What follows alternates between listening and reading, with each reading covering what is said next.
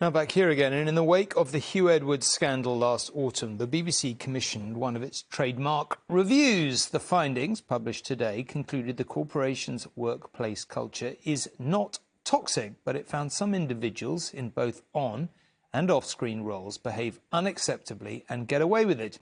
In doing so, they make a mockery of the BBC's existing zero-tolerance policy.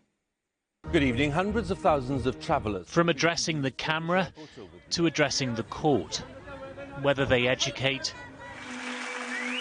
or entertain, what do allegations about a string of BBC stars tell us about the place that made them famous?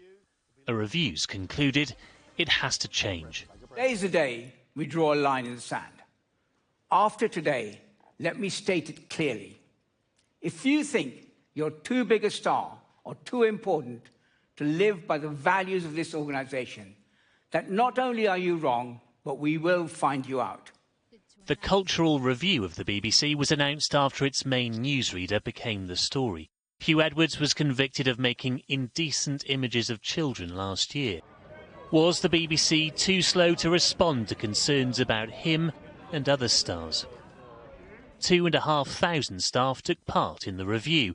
I talked to my manager about raising a complaint and was told it would be career-limiting. One told them about an unspecified employee. As the so-called talent, I'm aware that no one wants to upset me. People laugh at jokes, fuss around me, can't do enough for me. It is false and unnecessary, said another. A third added, it can be difficult to go to your line manager, as they often have favourites, and the person you have issues with might be one of them. Overall, today's report does not conclude that there is a toxic culture at the BBC, a relief for an organisation that is supposed to represent the culture of the nation at large. But it is very clear there are a minority of powerful people here who have, at times, been seen as indispensable, even untouchable, by the corporation.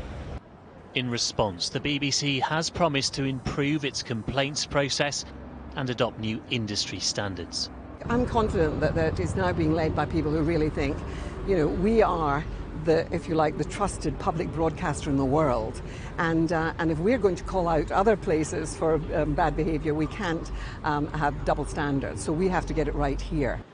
As it continues its job to inform the nation, tonight the BBC is promising to heed the news about itself. Paul Brand, News at 10.